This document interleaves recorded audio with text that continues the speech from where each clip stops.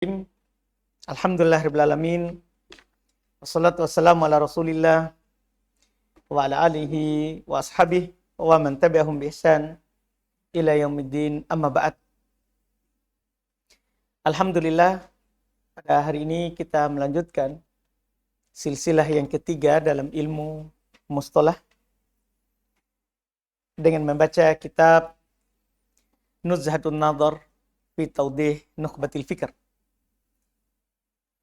Kitab ini matan dan syarahnya karya dari Al-Imam Al-Hafidh Ibn Hajar Al-Asqalani rahimahullah, yang mana tentunya buku ini dengan penulisnya alhamdulillah sangat bermanfaat bagi orang-orang yang ingin mendalami yang namanya ilmu hadis. Apalagi terkait dengan Nuzhatun Nadhar ini, termasuk buku yang sangat bagus, telah disaring dari sisi mustalahat, istilah-istilah, kemudian ta'rifat, pengertian-pengertiannya. Karena bisa dikatakan beliau adalah penutup dari ulama yang sebelumnya. Jadi banyak istilah, banyak ta'rifat yang dipakai itu dari Al-Hafidh Ibn Hajar. Dari Al-Hafidh Ibn Hajar. Sedikit tentang beliau adalah Syihabuddin gelarnya. Kunyanya Abul Fadl. Abul Fadl. Namanya Ahmad Ibn Ali Ibn Muhammad Ibn Ali Ibn Mahmud Ibn Hajar. Jadi Ibn Hajar itu bukan bapaknya. Hajar bukan bapaknya, tapi sudah jauh kakek-kakek buyutnya. Al-Kinani Al-Asqalani Asy-Syafi'i. Secara madhab Syafi'i. Asal dari negeri Asqalan. Beliau lahir di bulan Sya'ban tahun 773. Ya, tahun 773. Di pinggir pantai negeri Mesir. Jadi beliau asal lahir di negeri Mesir. Beliau ini tumbuh sebagai anak yatim karena umur beliau 4 tahun ya meninggal bapaknya. Dari sini bisa kita pahami seorang itu walaupun menjadi anak yatim tidak menghalangi dia menjadi ulama. Menjadi orang yang berguna untuk Islam dan kaum muslimin. Bahkan itu bisa menjadi penyemangat bagi seorang anak, seorang yatim yang meninggal bapaknya untuk belajar supaya dia berguna untuk bapak. Karena anak itu adalah usaha terbaik dari orang tua. Anak itu adalah usaha terbaik dari orang tua. Cara kita berbakti kepadanya adalah tidak harus kita melayaninya siang dan malam. Tapi dengan kita belajar agama, menjadi ulama, menjadi pengajar untuk orang yang menjadi orang yang berguna untuk Islam dan kaum muslimin, itu sudah bentuk berbakti. Banyak ulama yang yatim menjadi ulama, di antara penyemangatnya itu Imam Bukhari yatim, banyak. Paling terakhir Syekh bin Baz yatim juga. Iya. Banyak ulama dari yatim yang meninggal bapaknya saat dia berumur usia muda. Iya. Dan kalau di istilah kita ini bukan hanya yatim, ini yatim piatu. Tapi dalam istilah bahasa Arab kan orang meninggal bapak ibu tetap yatim. Bahkan ibunya meninggal sebelumnya. Meninggal sebelumnya. Sebagian ulama seperti Imam Bukhari, alhamdulillah. Iya, bapaknya meninggal tapi ibunya lah yang mengurusnya. Untuk belajar. Ia menyiapkan bekalnya. Imam Malik, bapaknya meninggal. Tapi ibunya yang mengurusnya. yang memakaikannya sorban, memakaikannya jubah, untuk supaya dia pergi duduk di hadapan gurunya Robi'ah. Gurunya Imam Malik, Robi'ah. Iya. Jadi ada ibunya yang mengurusnya. Sehingga alhamdulillah itu suatu kesyukuran. Dia tentunya lebih mudah juga belajar. Tapi ini Al-Hafidz Ibnu Hajar menunjukkan tidak ada sama sekali orang tuanya. Ibunya itu meninggal sebelum bapaknya. Ibunya meninggal sebelum bapaknya. Dan dia tetap bisa menjadi orang. Dari sinilah bisa kita dapatkan bahwa ilmu itu bukan warisan dari bapak dan ibu. Tapi ilmu itu adalah memang hidayah dari Allah. Kalau kita bertahan belajar sampai menjadi orang, kita hanya memuji Allah. Yang lain itu kita sebut dalam bab apa? Syukur nikmat. Karena la yashkurullah man la yashkurun nas. Tidaklah bersyukur pada Allah orang yang tidak berterima kasih kepada orang lain. Jadi orang itu hanya menjadi sebab. Antum hanya berterima kasih kepadanya, mendoakannya. Adapun pujian kalau kita dapat ilmu itu semata Allah. Di sini kita bisa ambil pelajaran. Iya, kalau kita punya bapak ibu yang masih menganjurkan dan dukung kita belajar, nikmat. Kalau punya bapak ibu, punya bapak saja yang mendukung kita belajar, nikmat. Punya ibu saja yang mendukung kita belajar, nikmat. Nikmat. Karena banyak ulama tidak punya bapak ibu, alhamdulillah. Juga bisa belajar. Tidak ada orang membiayainya. Kan kalau tidak ada bapak ibu, siapa yang biayai? Iya, siapa yang biayai? Imam Bukhari karena hanya ibunya, dia kadang malu minta sama ibunya uang. Sehingga kadang belum dalam belajar hadis, dia jual apa yang dia punya. Pernah tidak punya pakaian. Tidak keluar bermajelis karena tidak ada lagi pakaiannya untuk keluar. Karena itu tadi, sisa ibu. Dia tidak mau menyusahkan ibunya. Yang paling ini adalah Al-Hafidz Ibnu Hajar. Beliau ini kalau dalam bahasa kita yatim piatu. Tapi itu pun yatim piatu dari umur kecil. Tapi bisa menjadi orang. Bahkan di masanya tentunya tidak ada orang yang lebih berilmu dari Al-Hafidz Ibnu Hajar. Iya, bahkan lebih berilmu daripada gurunya. Iya, lebih berilmu daripada gurunya. Lebih berilmu daripada orang-orang yang sebelumnya.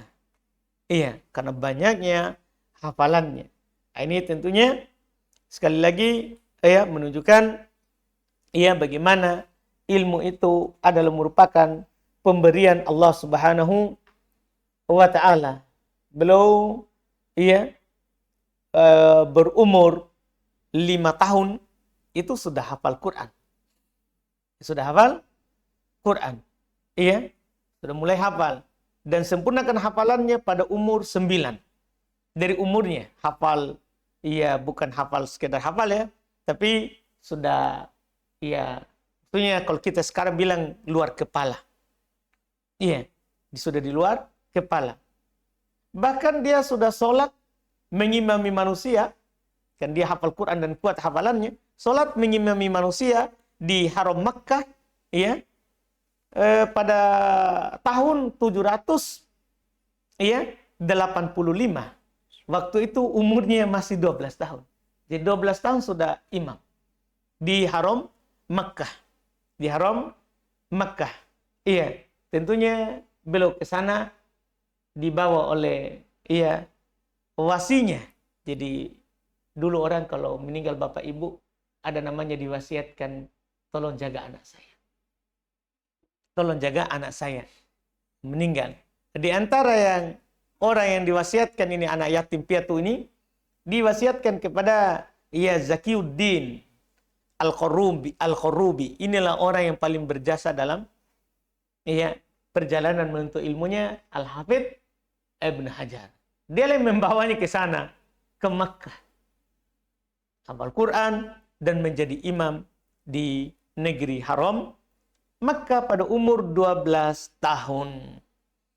Dan beliau memang memiliki semangat terkait dengan ilmu. Setelah hafal Quran, beliau bahkan telah menulis beberapa ringkasan ilmu.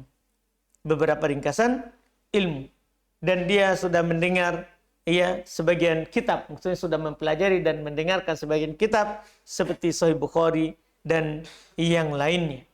Ya, ketika beliau sudah mendekati umur 20 tahun, itu perjalanan belajar yang mendekati umur 20 tahun, maka ternyata beliau terlihat lebih daripada teman-temannya.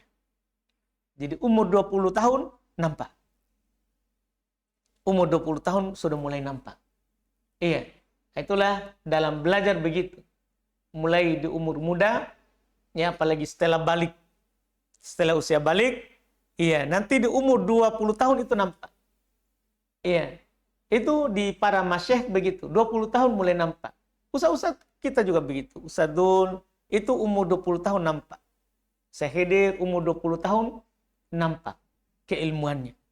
Nampak ilmunya. Iya. Jadi Al-Hafidz Ibnu Hajar 20 tahun sudah nampak. Melebihi teman-temannya. Iya. Dalam hal perhatian, semangat terhadap ilmu. Terhadap ilmu. Dan di situ masih dalam bab adab, ilmu yang syair, dan beliau awalnya cinta terhadap yang namanya ilmu sejarah. Al-Hafidz Ibnu Hajar cinta terhadap ilmu sejarah. Tatkala sudah ya mencapai 20 tahun. Jadi dekat 20 tahun itu sudah nampak. Mendekati usia 20 tahun itu nampak. Iya. Sudah saatnya 20 tahun, maka Allah Subhanahu wa taala memberikan kepadanya cinta terhadap ilmu sunnah nabawi. Disitulah mulai dia masuk dalam ilmu hadis. Hafal-hafal hadis. Ilmu 20 tahun, waktu 20 tahun. Di usia 20 tahun inilah diberikan kecintaan terhadap sunnah. Diberikan kepadanya oleh Allah Subhanahu wa taala kecintaan terhadap sunnah. Maka ketika itu terjadi, dapat hidayah dari Allah, dia pun perhatian dengan terhadap sunnah, mendengar hadis, membaca hadis, ya. Pokoknya terkait dengan hadis, dari situlah mulai banyak hafalannya. Iya. Dan dia dengan itu melakukan rihlah untuk mendapatkan ilmu, dia mencari para guru ke berbagai macam negeri. Dia tidak cukupkan ke Mesir dan ulama'nya. Beliau pun safar ke Yaman. Ya. Disebutkan Yaman karena selalu orang ya labudda min son'a wa intola safar. Orang-orang terdahulu selalu mampir duluan Yaman kalau belajar. Pokoknya harus mampir Son'a walaupun panjang perjalanan tujuannya. Jadi kalau antum membaca sejarah ahli hadis pasti mampir Yaman. Pasti mampir Yaman. Karena Yaman itu bagus untuk membangun ilmu. Bagus untuk membangun ilmu. Iya, orangnya juga lembut. Para guru perhatian terhadap murid. Kan kita butuh, awal belajar butuh orang yang perhatian. Butuh orang yang perhatian. Karena kita ini awal belajar, kita tidak tahu ini untuk apa saya belajar. Tapi kalau dapat guru yang tepat, yang perhatian terhadap perkara kita, iya, yang selalu mengarahkan kita. Kalau kita tidak semangat, dia kasih semangat. Kalau kita lagi semangat, dia kasih dorongan. Iya, kalau kita lagi kesusahan, dia bantu. Yaman, itulah tempat. Jamna sana para guru di Yaman itu dia akan menjadikan antum anaknya. Iya. Menjadikan antum itu sebagai anaknya. Dia akan bertanya apa yang kamu butuh. Iya. Kadang juga dia kesusahan, dia kasih uang. Kamu butuh uang, dia kasih. Itu di Yaman. Jadi tempatnya orang yang belajar. Makanya selalu kalau masalah rihlah belajar, itu disebutkan itu negeri Yaman kalau keluar dari daerah. Ini Al-Hafidz Ibnu Hajar. Dari Mesir, Yaman. Yaman. Setelah itu dia pergi ke Syam. Pergi ke Hijaz. Mengambil ilmu dari ulama-ulama yang terkenal. Ya, yang terkenal. Bahkan dalam perjalanan belajarnya, itu dia telah mendengar dari banyak guru, mendapatkan banyak ijazah, banyak faedah, ya, terhitung dia telah mengambil dari 500 guru dari segala macam jenis ilmu. Secara khusus fikih dan hadis. Jadi Al-Hafidz Ibnu Hajar ahli fikih, ahli hadis, ahli fikih. Ahli hadis dan ahli fikih. Dan dianggap tarjihnya dalam masalah sejarah. Dianggap tarjihnya dalam masalah sirah. Dalam masalah sirah. Iya. Disinilah beliau kuat juga dalam ilmu rijal. Karena dia tahu kapan meninggalnya ini si fulan. Ketemunya dengan gurunya atau tidak. Karena untuk mengetahui sanad terputus, ketemu atau tidak, butuh sirah. Butuh sirah. Makanya ini Al-Hafidz Ibnu Hajar, beliau adalah termasuk ulama yang lengkap dalam masalah ini. Masalah ilmu. Fikih tentunya tidak diragukan. Iya, terlihat di kitab Fathul Bari. Karyanya. Terlihat bagaimana nampaknya apa yang beliau kuatkan itu memang kuat berdasarkan hadis. Iya, dari Nabi Sallallahu Alaihi Wasallam. Dan juga terpengaruh dengan banyaknya gurunya. Karena makin banyak satu guru saja, banyak ilmu yang kita belajar dari dia, maka banyak yang kita miliki. Iya, tentunya makin banyak guru tempat kita belajar, maka makin banyak yang kita miliki dari ilmunya. Iya. Dan tentunya beliau banyak sekali tulisannya. Kalau kita bercerita tentang gurunya dan muridnya, tentunya sudah guru mencapai 500 guru. Iya. Ini menunjukkan bagaimana ulama dulu tidak cepat puas mereka dalam belajar. Bahkan mereka melakukan yang namanya rihlah. Yang namanya rihlah. Iya. Pergi belajar. Pergi belajar dulu ke tempat lain. Ke tempat lain. Dalam masalah murid tentunya juga sangat banyak. Ya. Tidak diragukan akan banyaknya muridnya beliau. Dan belum memiliki banyak tulisan. Belum memiliki banyak tulisan.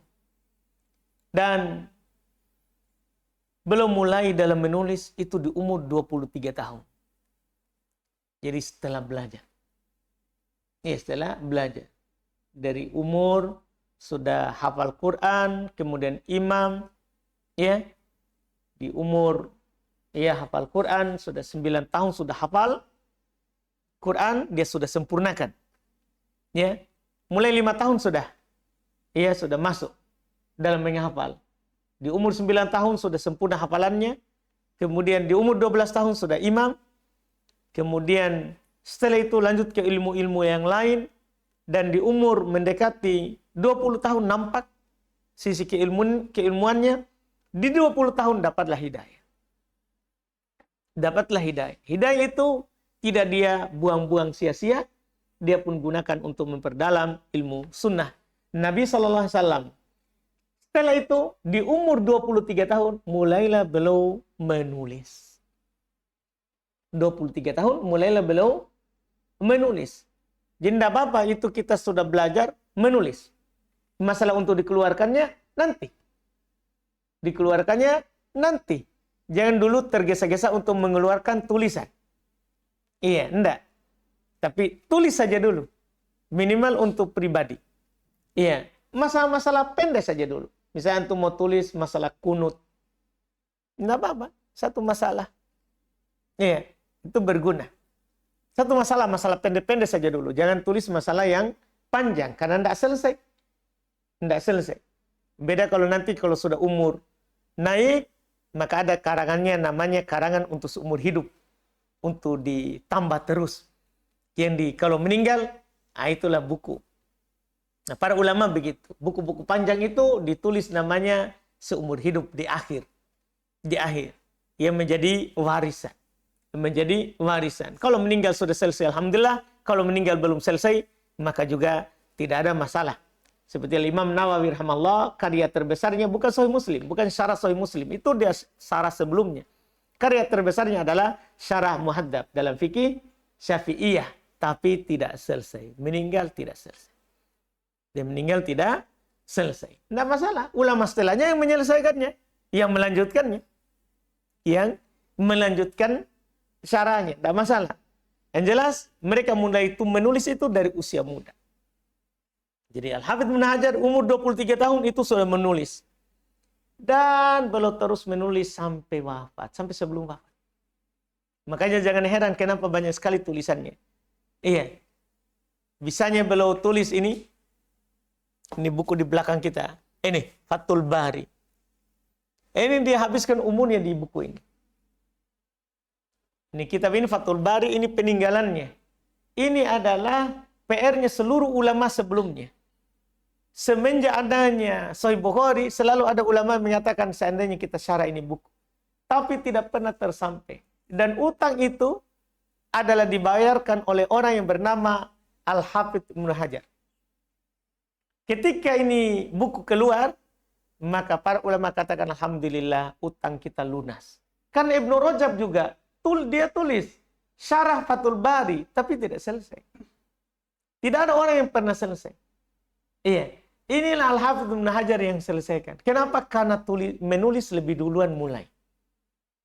Jadi memang ada tulisan yang lain, tapi ada tulisan namanya seumur hidup. Ada lagi waktu ditulis, ada lagi waktu ditulis. Iya, digunakan. Digunakan. Inilah, ini kalau kita melihat sekarang cetakan ini, dengan pendahuluan ini ada 24 jilid. Nah, nggak tahu berapa lama itu ditulis. 24 jilid. Kita tulis yang kecil saja lamanya dirasa selesai. Iya. Tapi itulah keberkahan umurnya.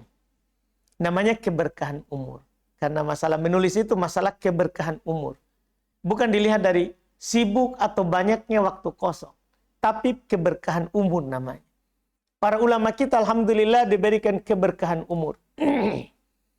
Sehingga kita tidak bisa pikirkan kapan dia menulis. Bisanya ini 24 jilid ditulis. Paham kan? Dan mereka itu tadi umurnya diberkahi. Iya. Dan karena dari umur 23 tahun sudah menulis, belum punya banyak sekali tulisan. Disebutkan oleh muridnya Al-Imam As-Sakhawi, karangannya itu lebih dari 270 tulisan. Lebih dari 270 tulisan. Iya. Yang paling pokoknya adalah ini yang saya tunjuk tadi, Fathul Bari Syarah Sahih Al-Bukhari. Fathul Bari Syarah Sahih Al-Bukhari.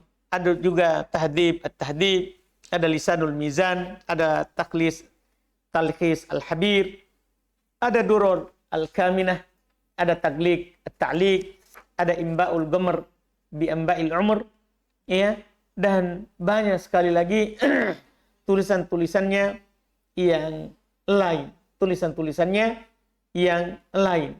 Beliau ini terkait dengan kembalinya ke negeri Mesir, iya, beliau telah menduduki banyak kedudukan. Menduduki banyak kedudukan. Di umurnya, ya, 27 tahun. Jadi pada tahun ya 827 itu beliau sudah diminta untuk menjadi qadhi. Sudah diminta menjadi qadhi. Iya. Menjadi hakim kalau kita sekarang ya juga. Ini di umur itu, di tahun itu. Artinya setelah beliau pulang belajar sudah menjadi qadhi. Iya. Kan rihla belajar 20 tahun tadi kan? 20 tahun kalau lihat antum lihat di tahun umurnya, jadi setelah belajar pulang sudah diminta jadi qadhi. Iya.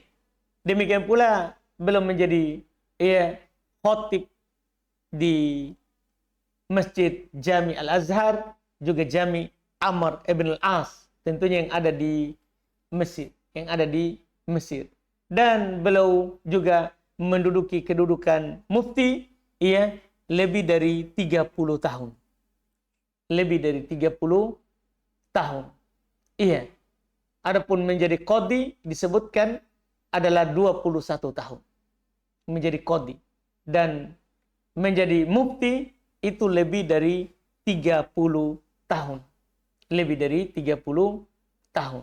Ini terkait dengan ya Al-Hafidz Ibnu Hajar rahimahullahu taala, dan beliau wafat meninggalkan kepada kita ya banyak warisan. Iya, beliau wafat pada akhir bulan Dzulhijjah pada tahun 852. Ya. Beliau wafat akhir bulan Dzulhijjah pada tahun 852. Kalau kita melihat ya tahun lahirnya tadi ya di tahun 773. 773. Meninggal 852. Berapa itu? 852.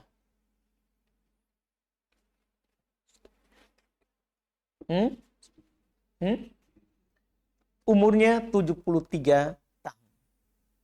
Iya, berarti bisa kita lihat ya. Belajar tadi, belajar 20 tahun, umur 20 tahun baru mulai ke hadits. Baru mulai cinta kepada ilmu sunnah. Iya. Setelah itu terus belajar. Terus belajar. Iya. Mengelilingi berbagai macam negeri. Iya. Sampai sudah mulai menulis 23. Di 23. Setelah itu menjadi qadha 21 tahun. Iya. 21 tahun. Kemudian menjadi mufti 30 tahun. Jadi hidupnya ilmu. Hidupnya adalah di atas ilmu. Masya Allah. Al-Hafidz Ibnu Hajar rahimahullahu ta'ala. Ini sedikit tentunya tentang penulis rahimahullahu ta'ala. Di antara yang beliau tulis ini, kitab yang kita akan pelajari. Ini dalam ilmu mustalah. Dalam ilmu mustalah. Awalnya beliau tulis matan dasar untuk mustalah hadits. Beliau beri judul dengan Nukhbatu al-Fikr. Ya. Beliau tulis awalnya Nukhbatul Fikr. Nukhbatul Fikr. Itu awal beliau tulis. Ringkasan dalam ilmu mustalah. Setelah itu beliau melihat ini butuh disyarah. Butuh dijelaskan kembali. Ya. Maka beliau mensyarah dengan judul Nuzhatun Nadhar. Dengan judul Nuzhatun Nadhar fi taudih Nukhbatul Fikr. Dalam menjelaskan Nukhbatu al-Fikr. Ini ya terkait dengan buku yang kita akan pelajari dan penulisnya. Dan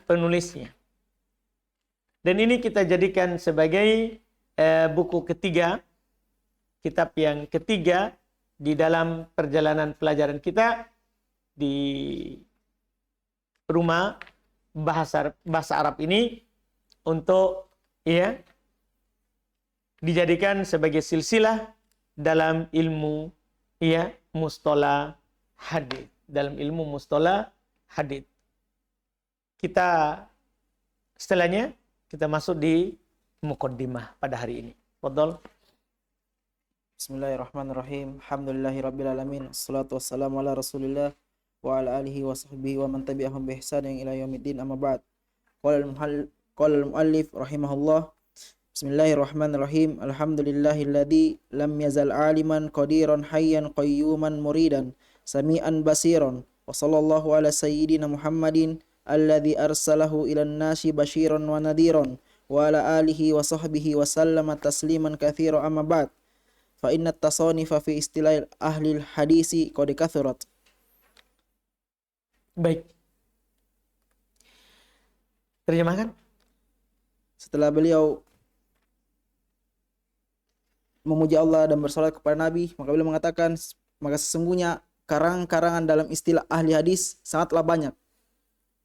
Jadi tidak perlu tadi itu di atas ya. Jadi beliau katakan Bismillahirrahmanirrahim, itu sudah jelas ya, mencontoh Al-Quran dan hadis, ya, dan mencontoh para penulis sebelumnya. Setelah itu beliau memuji Allah, tentunya mencontoh juga Quran, juga mencontoh Nabi SAW. Setelah basmalah, Quran, hamdalah. Bismillahirrahmanirrahim, alhamdulillahirabbil alamin. Ya, setelah basmalah maka hamdalah. Yang segala puji bagi Allah yang terus-menerus alim, maha berilmu, qadir, maha mampu, hayyan, maha hidup, qayyum, maha tegak dengan dirinya, murid dan maha menginginkan, sami'an, maha mendengar, basiron, maha melihat. Ini kalau antum melihat, ini memperkuat tuduhan orang bahwa Al-Hafidz Ibnu Hajar adalah Asy'ari keyakinannya. Asy'ari terkait dengan keyakinan. Karena beliau hanya menyebutkan 7 nama. Yang mana mereka menetapkan ada namanya sifat wajib. Nama yang wajib. Ini dia. Ini dia. Cuma para ulama rahimahumullah ta'ala memberikan maaf untuknya karena beliau tumbuh di lingkungan Asy'ari. Tumbuh di lingkungan Asy'ari. Walaupun sebenarnya ini hanya tuduhan, tidak ada yang tahu kenapa beliau pilih itu. Itu hanya tuduhan. Kita tentunya untuk menuduh orang butuh bukti. Makanya bisa saja ini adalah bukan karena itu, tapi memang itulah yang belum dapatkan ilham waktu itu untuk dimasukkan dalam pendahuluan. Untuk mensyaratkan aliman yang maha berilmu, bahwa saya tulis ini dari yang maha ilmu. Qadiron, semua ini adalah kemampuan dari Allah yang maha mampu. Hayyan, dari yang maha hidup. Qayyum, yang maha tegak mengurus seluruh urusan hambanya. Muridan, yang menginginkan ini saya menulis. Kan bisa saja kita arahkan begitu. Sami'an, yang maha mendengar. Basiron, yang melihat apa yang kita lakukan. Kemudian beliau bersolawat kepada Nabi Muhammad SAW yang Allah utus kepada seluruh Nabi sebagai pemberi kabar gembira dan kepada seluruh para manusia sebagai pemberi kabar gembira dan peringatan atas keluarganya dan sahabatnya. Setelah itu beliau berkata, sungguh karangan dalam mustalah, dalam istilah ahli hadits telah banyak. Kita baca syarahnya. Alhamdulillahilladzi lam yazal aliman qadiran hayyan qayyuman muridan sami'an basiran wa asyhadu an la ilaha illallah wahdahu la syarikalah wa ukabbiruhu takbiran wa sallallahu ala sayyidina Muhammadin alladzi arsalahu ilan nasi kaffatan basyiran wa nadhiran wa ala alihi wa sahbihi wa sallama tasliman katsiran. Amma ba'd, fa inna tasanifa fi istilahi ahli hadisi qad kathurat lil a'immati fil qadimi wal hadithi. Terjemah dulu. Maka sesungguhnya karangan-karangan dalam istilah ahli hadis itu banyak dari para imam di masa dahulu dan sekarang. Famin awwali man sannafa fi dzalika al-Qadi Abu Muhammadin Hurmuzi fi kitabihi Al-Muhadditsu Al-Fasilu lakinnahu lam yastau'ib. Maka di antara orang yang di antara yang paling pertama orang yang mengarang pada hal tersebut adalah Al-Qadi Abu Muhammad Ar-Romahurmuzi dalam kitabnya yaitu Al-Muhadditsu Al-Fasilu, akan tetapi dia tidak mengambil seluruhnya. Jadi kita dapat ilmu di sini. Orang yang paling pertama dalam mengarang ilmu mustalah hadits adalah Al-Qadi Abu Muhammad Ar-Romahurmuzi di kitabnya Al-Muhaddits Al-Fasil. Hanya saja tidak menyebutkan seluruh jenis yang dibutuhkan dalam ilmu mustalah hadits. Wal hakimu Abu Abdullah An-Naisaburi lakinnahu lam yuhadzib wa lam yurattib. Dan di antara orang yang pertama menulis adalah Al-Hakim Abu Abdullah An-Naisaburi, akan tetapi dia tidak memperbaikinya dan tidak pula merapikannya. Beliau tidak menyaring, semua dimasukkan, dan beliau tidak mengurutnya dengan urutan-urutan yang tentunya sudah rapi. Terus Watalahu Abu Nuaimin Al-Asbahani fa'amila ala kitabihi mustakhrajan wa abaqa asya'a lil muta'aqqib. Dan Abu Nuaim Al-Asbahani membacanya, maka beliau melakukan pada kitabnya yaitu mustakhrajan dan meninggalkan sesuatu untuk orang-orang yang datang belakangan. Tsumma ja'a ba'dahum Al-Khatib Abu Bakar Al-Baghdadi fasannafa fi qawaninir riwayati kitaban sammahu al-kifayah wa fi adabiha kitaban sammahu al-jami'a li adabi syekhi was-sami. Kemudian datang setelah mereka yaitu Al-Khatib Abu Bakar Al-Baghdadi. Inilah yang menyempurnakannya dan menyaringnya, serta yang menyusunnya, mengurutnya. Setelah semua tadi orang karang, ada yang ngasih kurang, inilah Al-Khatib Al-Baghdadi yang menyusunnya. Khatib Al-Baghdadi bukan karena dia khatib, tapi karena bapaknya yang khatib. Iya, bapaknya yang khatib, sehingga dia bilang Al-Khatib Al-Baghdadi. Terus? Maka beliau mengarang dalam kaidah-kaidah periwayatan sebuah kitab yang mana beliau menamakannya Al-Kifayah, dan beliau pula mengarang pada adab-adabnya sebuah kitab yang mana beliau menamakannya Al-Jami li Adabi Syekh Was-Sami. Wa qalla fannun min funutil hadisi illa wa qad sannafa fihi kitaban mufradan, dan sedikit cabang dari cabang-cabang hadis kecuali sungguh beliau mengarang padanya sebuah kitab yang tersendiri, yaitu tidak ada lagi salah satu dari cabang ilmu hadis kecuali pasti sudah ada tulisannya Al-Khatib Al-Baghdadi.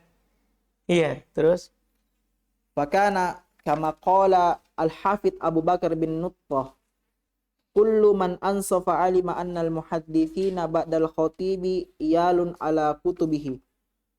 Sebagaimana Al-Hafidh Abu Bakar ibn Nuttah mengatakan, setiap orang yang bersifat jujur mengetahui bahwasanya para ahli hadis setelah Al-Khatib memeriksa atas kitab-kitabnya, kembali kepada kitab-kitab.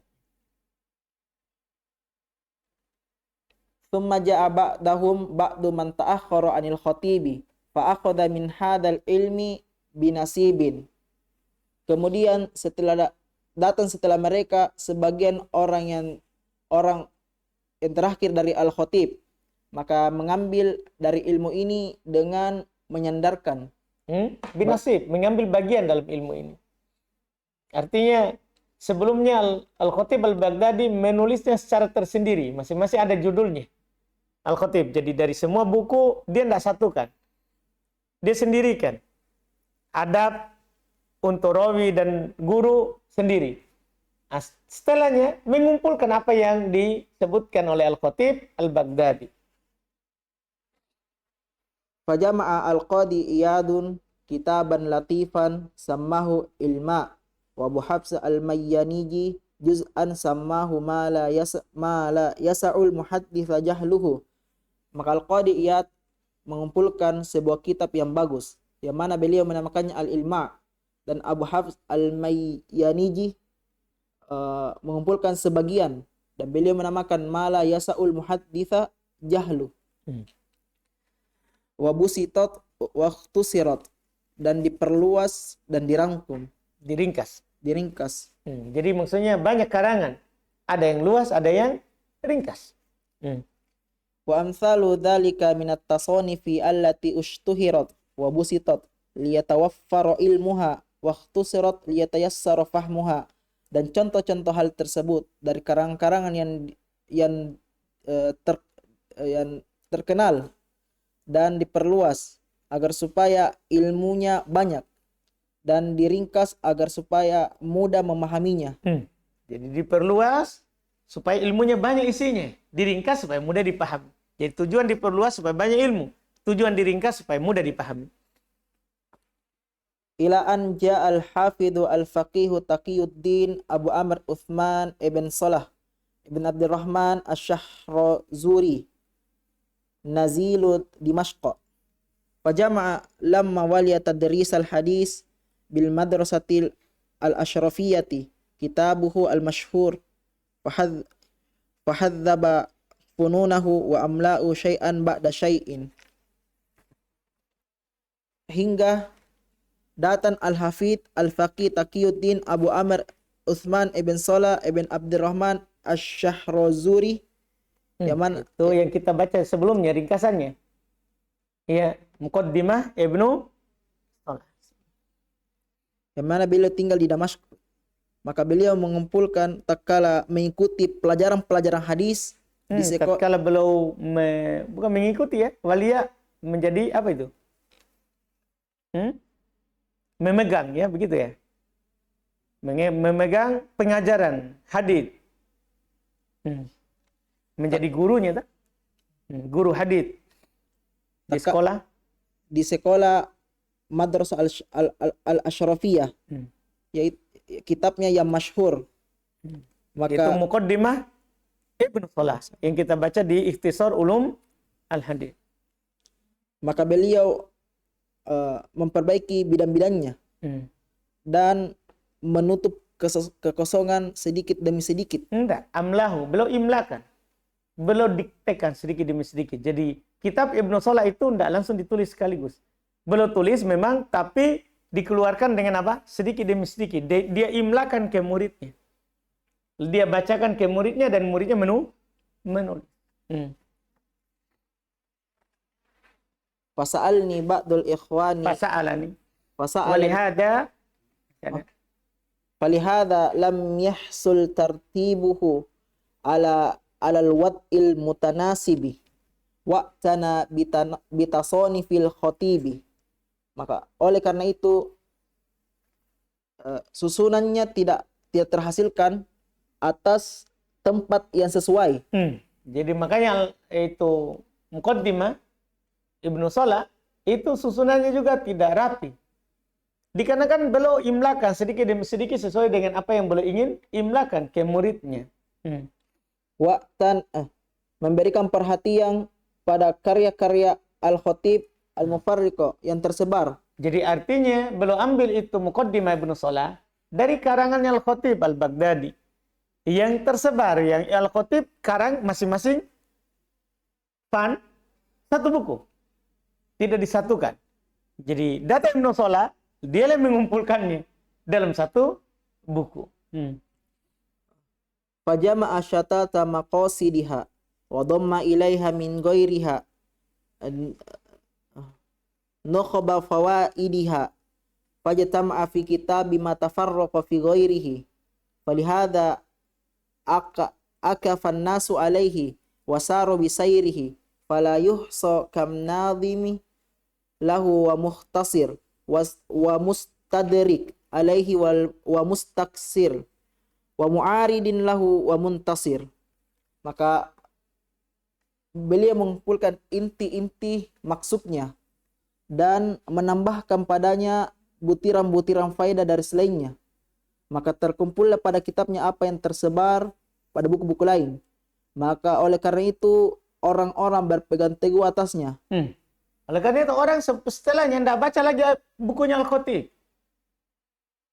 Mereka langsung ke Ibnu Salah karena sudah terkumpul itu apa yang disebarkan oleh Ibnu Salah Al-Khatib di banyak judul terkumpul di satu buku. Iya. Inilah setelahnya kenapa kitab Ibnu Salah lebih terkenal, seakan-akan dia adalah orang pertama sekali mengarang. Seperti Ibnu Salah itu orang pertama sekali mengarang ilmu mustalah, padahal bukan orang pertama. Cuman orang pertama lah yang mengumpulkan tadi itu yang tersebar, yang terpencar. Dan mereka berjalan di atasnya.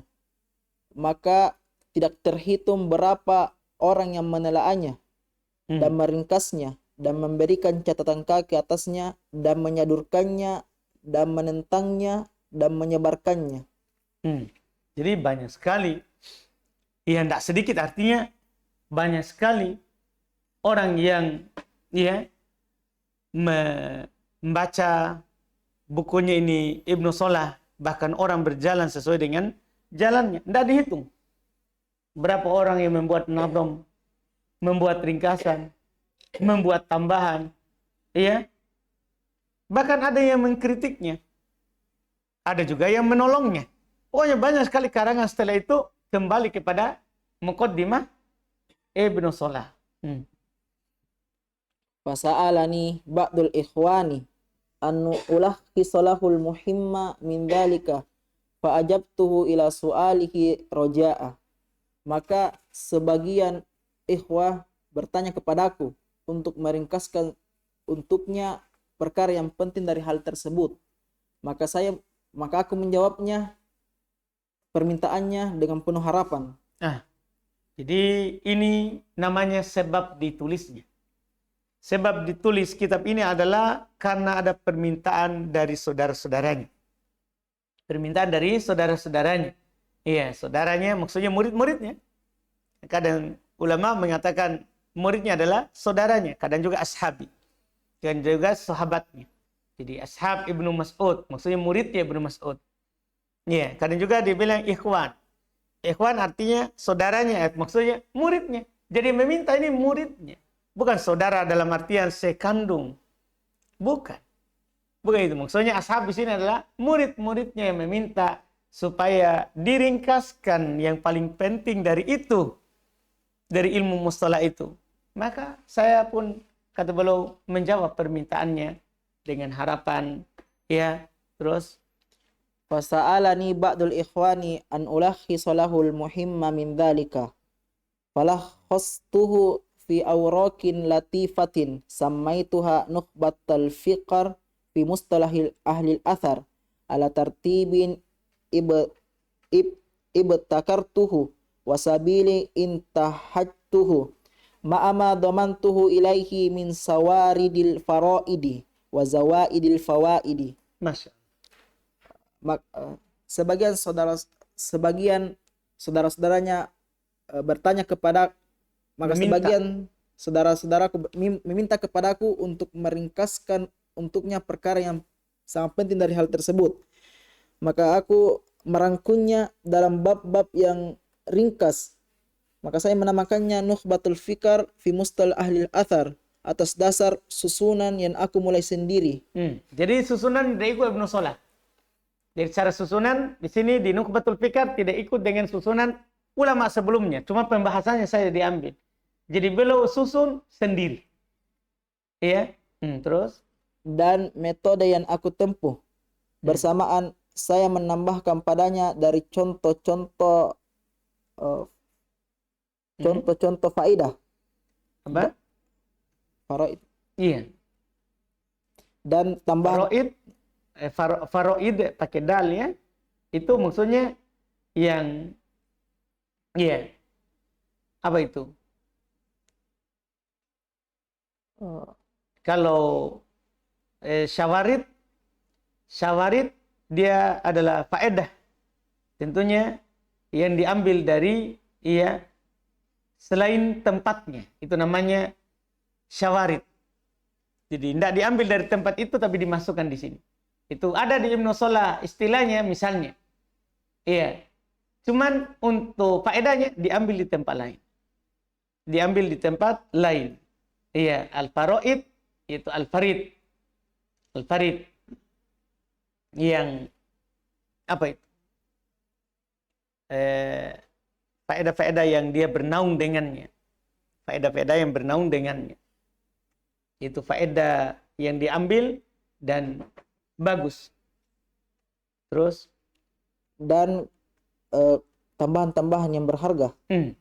Jadi tambahan-tambahan yang berharga. Inilah dalam buku ini. Ini masih di Nukhbatul Fikar. Iya, jadi ada di dalamnya. Dia adalah susunan yang memang dibuat ulang, disusun ulang oleh Al-Hafidz Ibnu Hajar rahimahullahu ta'ala. Bersamaan dengan itu, banyak faedah-faedah penting di dalamnya. Tambahan-tambahan yang berfaedah di dalamnya. Iya. Ini muqaddimah awal sebab dikarangnya kitab ini. Kita cukupkan, alhamdulillah. Insyaallah kita lanjut lagi.